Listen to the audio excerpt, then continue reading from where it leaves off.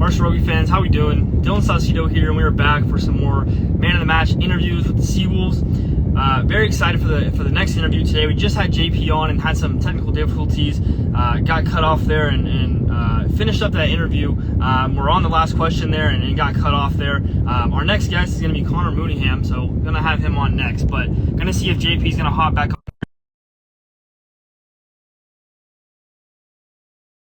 on. Had some stuff going on there and had to get off. But hopefully we get JP to join back on here and finish up, and then we'll move on to Connor. Sorry about that, brother. Had some technical difficulties there. Had a great answer coming from you. Had a question. The question was, what advice do you have for those younger guys getting opportunities on the pitch? The answer was going in the direction of, enjoy your time. Be honest with yourself and your level of play, what you need to do to move on forward in that path. Anything last to leave with us, JP? Yeah, sorry, I don't know why it cut out. No, just be coachable, obviously be willing to work hard, be willing to put in the work because, like I said, I don't know if it came through, but obviously a lot of people have different timelines of their career. So some people crack it, in the first year of playing professional. Some people only get it when they 12 years into their career, and there's no limit. There's never any limit. So, go and do what you need to do, and put the work in that you need to put in, and just have fun. I think that's the biggest part that everyone misses is you got to have fun. Enjoy everything. Enjoy the people that you are around. Enjoy the environments that you are around. Enjoy the coaches. Embrace the coaches. Like I said earlier, there's different ways of coaching. There's different ways of recovering. There's different ways of conditioning. It's just you gotta be able to find what works for you and just live with that. Yes, sir. I love that answer, JP. Take it with you. Be coachable, and do the best you can to keep moving. JP, I appreciate your time today, coming on the live with us, speaking some rugby, giving us some feedback and pushing us forward in our rugby journeys. We appreciate you and best of luck this weekend. Thank you very much. I appreciate it. And hopefully we get it done this weekend for the fans. Yes, sir. Definitely. Go Seawolves, and best of luck. We'll see you. Thank you. All right. Alrighty. Great to hear from JP there and finish off that piece. Sorry about the technical difficulties there. I think we're going to have to move to a different platform moving forward. Been having some real issues with Instagram Live here and just not sure what we need to do to fix that.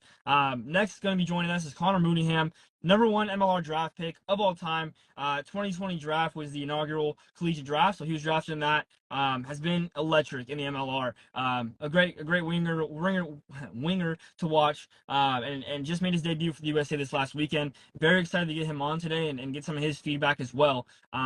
You guys are still joining us. Thank you. Gonna be headed down to New Zealand. Gonna be headed down to San Diego this weekend for the New Zealand match. New Zealand's playing Fiji down there at Snapdragon. Very excited for that match. Heading down there today. I was actually at Disneyland this morning. Gonna go back tonight and then head down to San Diego tomorrow. Or tonight actually. But gonna be down there tomorrow. So very excited for that match on the weekend. Gonna go ahead and invite Connor and see if we can't get him on and get this interview started here. Don't want to waste too much of his time. I know obviously he's would love to be on the interview, but Connor, how's it going, my friend? Hey, what's up, man?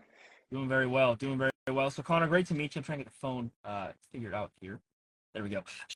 Should be good. Connor, great to meet you. Dylan Saucedo here from the University of Utah, fellow rugger up there myself. So very excited to talk to you, talk about some rugby today. Get a little perspective on, how the MLR's gone for you. Obviously your USA debut on the weekend, and then a little bit about, feedback on our rugby journey, what, we as the players can do to, get better, get some feedback on that, and we'll move forward. Obviously Barstool Rugby, our journey, our mission, grow the game of rugby. Want to highlight, yourself, American players, these homegrown guys that are, really pushing the standard in our country. Also, obviously, highlight the guys that are coming over from other places and helping us kind of push that standard. So that's kind of what we're here to do for Barstool Rugby. Very excited to have you on today, and thanks for joining us. If you guys don't know Connor, came into the league as a 2-time collegiate national champion at Life University, was the first MLR draft pick ever. In his first 4 seasons as a threat on the edge, he's exceeded the hype, and last weekend made his debut for the USA starting on the wing at number 14 against world ranked number 6 Scotland. So Connor, let's start with the season. Seawolves, obviously, year 4 for you.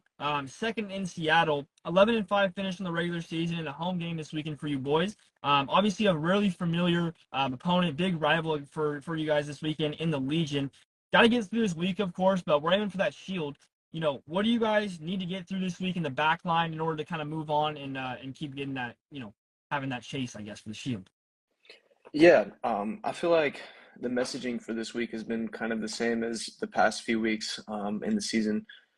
Just to be lethal, know when to strike, and to know where to play on the field. Obviously, San Diego has some weapons in their backline as well.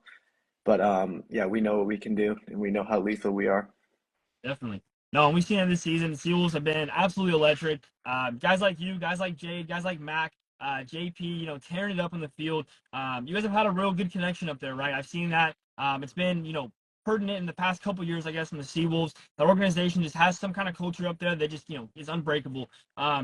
What have you been able to get out of, being a part of this backline this year? Have some real skilled guys in there, some guys that have gone kind of on the same pathway as you. What have you been able to take away from some of these guys this year, and put into your play?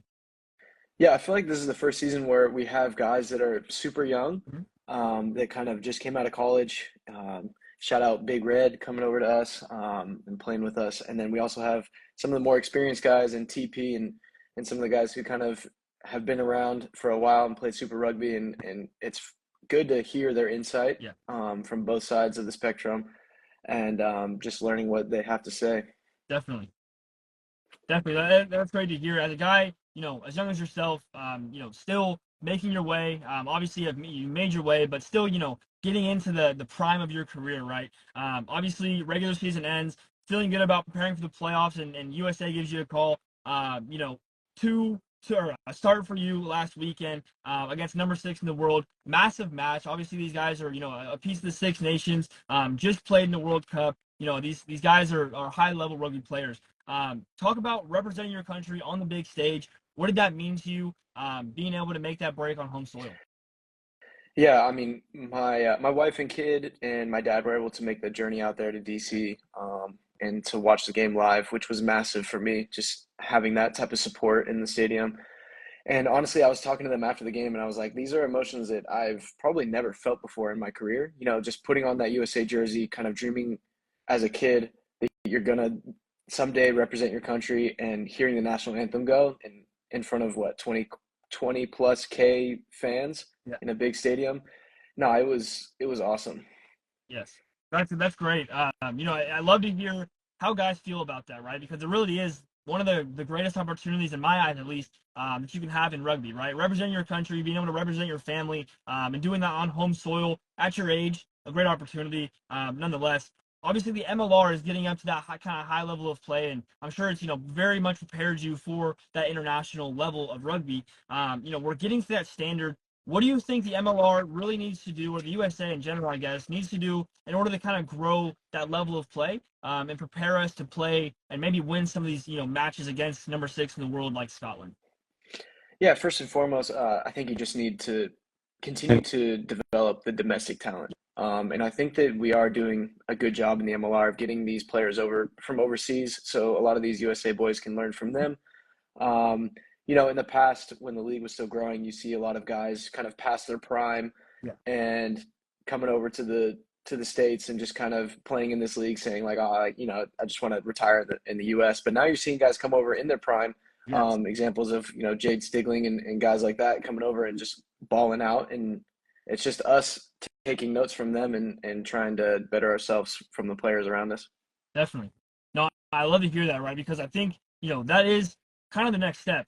Being able to be an American player, gets the experience, obviously, in the USA. Our experiences and opportunities are really growing. I feel, the number of opportunities are really getting up there, right? I think, the second thing is for us Americans to get that overseas experience. I talked to, talking to JP, talking to guys like Jade about this. It's really, pertinent how much they're able to really grow at a younger age overseas, especially in South Africa, right? Places like that where rugby is the big culture. It's a great opportunity for us to go over there and learn. I guess just see kind of how they do things, right? I was able to go over to Ireland and kind of see that, get that experience, and I think that's really what kind of leveled up my play to a little bit at least. Prepared me for college rugby. Was able to really get my starting spot in that first year. And I think that's what the Americans are gonna prosper with, getting that high level experience, and we're getting that high level experience as well in the U20s, stuff like that. Those competitions are really what we need to kind of level up. Obviously, Scott Lawrence is doing a great job with USA, kind of in charge of that age grade program, doing a little bit with you guys on the Eagles. What is it like to be around all these great players, and then have these guys a part of your organization, some of these coaches, 2 weeks ish with that kind of squad? What was it like to be coached by those guys and be able to learn from some of the dudes around you? Yeah, I was fortunate enough to be coached by Scott Lawrence and Blake Bradford at Life University before they went up to USA Rugby. So just a little bit of that familiarity was cool. Being able to connect with them on that level, and it seems like they've definitely brought in a good group of guys to help them coach. There's a lot of staff members, which I think is actually a good thing because it keeps things regimented, and you always have something to do when you're in camp. Which is nice because sometimes when you're at home or you're playing in the MLR, and especially if you have a family or a wife and kid or whatever, you're kind of focusing, you're prioritizing different things in your life at different moments. And when you're in camp and you're only focusing on rugby, you're focusing on your recovery during the day, you're focusing on just the trainings and getting over your detail, which is a nice change of pace. Yeah. And that's great. Being able to have those kind of opportunities is really what's going to make, I guess, our country as a rugby community kind of grow, right? I think seeing you guys be on that high level, being held to the same kind of standards as some of those, high level world rugby ranking teams are, being given the opportunity to play against a world number 6, it's really where we need to go as a country. Something that JP said is he loves where Scott's head's at, where he's trying to go with stuff, right? And I think this is a great way to start, playing those kind of high level matches and, seeing, what are they doing that we need to do better next time, right? Obviously, we're able to see, 2 great matches in that, and now moving into that, that autumn series, be able to put some of those things in there and get a few W's out of that. So I'm very excited for what's coming up, and very excited to kind of see, what the USA is able to do in that autumn series. Obviously, you've had a long journey to get there. Life University, 4-year guy, 2-time national champion there. He talked about it with Blake and Coach there. What were you able to take away from Life University? How was the transition from college to the MLR, in your eyes? Yeah, for me, if you're somebody who wants to take it to the next level, you have to go to one of those schools that is top tier, probably top 10 in the nation, just because they do things a little bit differently there. Yeah. When I was there, it was almost like a full-time job. Yeah. The way we were training, it was definitely like, this is what we're doing. This is our goal. We are going to the national championship. We're going to compete for a title. And that type of culture definitely helps the transition into the MLR because you train almost the same exact amount of time. Obviously, the level is a lot higher in the MLR, but it kind of like trains you mentally and physically because you're prepared for how your week is going to be laid out. There you go. There you go. No, that's a great answer. And, I love to hear, the guys that have really come through that pathway of going to college and then being drafted into the MLR. What your guys' perspective of that is, right? Because I talked to, Lepetti about that as well. Coming from the, those national championship programs like St. Mary's, like Life, Cal Berkeley, those Army, Navy, those kind of schools, right, are really producing that talent. And I think, like you said, you have to really go to one of those top 10 schools. And if you aren't at one of those top 10 schools, you got to train like one of those top 10 schools, right? Yeah. I'm at the University of Utah right now, and we're, trying to get back into kind of that top 10, top 15, 20 range. And we're really seeing that, it's pertinent. You have to train like those top 10 schools. The stuff that, Life's doing, the stuff that those schools are doing, it's just at a higher level. It has to be a job. It's got to be, something that's a lifestyle for us in order to make it to that next level. We see that, across the world, and that's why these guys, like Scotland, like Ireland, South Africa, that's why these countries are making those jumps, because, they're training like that at a young age, getting up, and then when they make that professional, grade, they're ready for it. Like you said, they're ready for the opportunity and they're ready to kind of attack it. So I'd love to hear, your perspective on that and how that's worked out for you. Alongside some of those lines, if you can give Connor Mooneyham one piece of advice, on his first day in the MLR, what would that be? Just do you. I feel like every player is different. Like every player has their own flavor, and once you get to that level, you've been coached by a lot of people, and coaches will tell you different things and different styles and how they want you to play and all those things. But at the end of the day, like you're you know, and so you gotta put your own flavor on things and back yourself.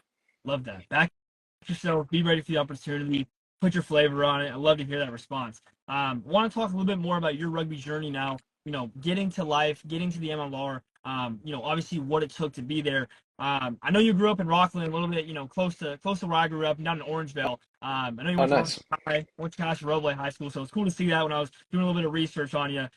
So I actually played at Sierra Foothills as well. So it was cool to see that you were able to get some runs in with that squad. Touch a little bit about how you found rugby and why you chose to stick with it. Is Glenny still at Sierra Foothills? Yeah. Was he still So there?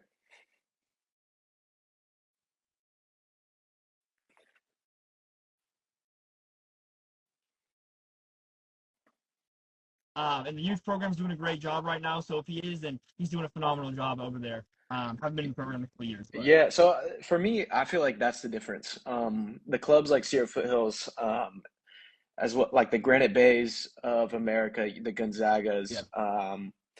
I played for the Woodlands as well in Texas, because I played there for 2 years. The difference for me in grassroots rugby are those coaches that stay for a yeah, long time. Because a lot of the time growing up, it's like, oh, it's somebody's dad who's going to be coaching you, and maybe they don't know enough about rugby, and then they leave, and you just don't have enough continuity growing up. yeah. And so I feel like that's the difference for American rugby is somebody, who really has a passion for rugby. They don't even need to get paid. They just need to be there Yeah. and to know what they're talking about and to teach these kids from a young age. I think Sierra Foothills is doing a good job of that. So shout out Sierra gang. There we go. There we go. No, I'm definitely gonna tag the Instagram when I post it. So great to hear that. And great to talk to somebody from the SAC area. Obviously, our kind of area's got a real great rugby community, I guess. From the Bay Area, kind of down to Sacramento, down to even LA and San Diego, right? We see that across the country. When you talk about the grassroots, those guys staying around, being able to kind of grow those communities, right? Where do you see the grassroots taking that next level? I guess is it going to the high school level and being an official high school sport? Is it, getting an age grade system set up for the U16s, that kind of thing? What is it? What is the next step for kind of the growth of rugby in the USA? Yeah, I think it's honestly it's probably my generation that's going to be doing a lot of that grassroots stuff as well. Once we hit that retirement age, and then just giving back to our communities, going back to our hometowns, and like I said, just volunteering at the high school program or the middle school program or the elementary program, and just giving our insight and just giving our knowledge and coaching up those coaches and telling them how that they need to grow the players. I'm not saying that I know everything about rugby, but I definitely have a passion for it, and I've been around it long enough that like I definitely could help a grassroots program. And Yeah, so I think that it takes a lot of us guys that are going to be around in the U.S. and that have played at a high level, just going to our communities and growing them from the ground up. When I went back home to Texas, it was nice to see some of the kids running around in barefoot rugby. Those are opportunities that I didn't have as a kid, and those are things that we need to keep seeing grow. And the U20s guys getting into the final, playing against Scotland. That's also great. Like it's awesome for the sport. It puts us on the map, and it shows that some of these youth programs are working. definitely. No, and it does show that that our process of things is going the right way, right? We're getting somewhere. We're doing something right. At some point, we're going to look back and say, okay, well, it was this one thing, and maybe we need to do more of that one thing, right? Maybe we need to do a little bit less of this one thing, and then, maybe that growth will start to jumpstart a little bit. So it's great to see, what that's going to do over the next few years. I love to, be a part of that right now, really trying to cover that and help that space grow a little bit. I think the tournaments like NAI sevens, Bloodfest, those kind of things are really gonna turn the rugby world into something that kids want to attack. I think the reason why football, baseball are so massive. Number one, the money, obviously, right? But secondly, I think it's because these guys are looking at these baseball players like Mike Trout, like Derek Jeter, those kind of guys I grew up watching. They're loving the lifestyles that they live, right? When I was a kid, I loved to watch Mike Trout on the TV talking to the guys, and that's why I do this kind of thing, right? Because I want those little kids that kind of see you guys as professional rugby players and attach to that, and then want to go watch you play rugby, want to go do the things that you do and play rugby at that high level. So I think that's where we're going to grow, and I'd love to hear your perspective on that, because the grassroots is we have a huge opportunity there to really take control of that and blast it off. Connor, it's been great to talk to you today and get your perspective on all these things. Talk through a lot of lessons and your ranks through, or your journey through the ranks. Every guy that I do an interview with has this question, so I hope you're ready for it. Last question for you on the day: what advice do you have for these younger guys and girls that are trying to get these opportunities on the pitch? These high level opportunities. Yeah, I think I touched on it a little bit. Trying to get into those schools, if you're really serious about rugby, if you're passionate about it, try to get into those schools that will offer you a scholarship, or that will give you the opportunity that the MLR coaches are looking at. So like the Life Universities, the St. Mary's, the Cals, the Lindenwoods, the military schools. I think if you're passionate enough and you can get into those schools and you really, really love rugby, then I think that's where you can start. And then I'd say reach out to players like myself or other boys who've gone through the system or have been drafted. Most of us are humble enough that we'll get back to you and tell you our perspective, and just let you know what it's like. Yes, sir. Definitely. No, and that's something that I've really gotten from you guys as professional rugby players. You're open to talk about it, right? You want to help grow the game. You want to get these guys to know the information that you know. It's the opportunity to know that information that's going to push our rugby programs, up and beyond and where we want to go. Connor, thank you for your time today. Obviously a big match coming up for you boys this weekend, so best of luck there. Wish I was, down here to watch you guys. Wish you guys were. Don't want to be that guy, but I wish you were playing in San Diego so I could watch you guys right after the Fiji match, but not going to be able to catch you this weekend. I'll definitely be watching on live. But good luck to you and the boys, and hopefully we'll see you next week. Thanks, man. I appreciate it. Yes, sir. All righty. Cheers. All righty. Barstool Rugby fans, great day of interviews there. Had a little bit of a stuff in between, but got them figured out. Thank you guys for joining live today and being along with us for the ride. This weekend, tune in. We're going to have some content hopefully going down at the New Zealand All Blacks game in San Diego. Headed down there tonight, so very excited to get down there and shoot some stuff. If you guys are down there, hit me up. Let's chat, let's connect, and let's get some content moving for our rugby community. See Olivia in the comments, so thank you very much. Been a great ride with the Seawolves, and hope to see them win this weekend. Big matchup for them coming in the first round of the playoffs. And hopefully, they can go and get that shield. Going to go ahead and head down to San Diego for that one as well. So very excited for the rest of the season. Barstool Rugby fans, that's going to be all for us today. Thank you very much for your time, and tune in this weekend to see if we have anything at the All Blacks game.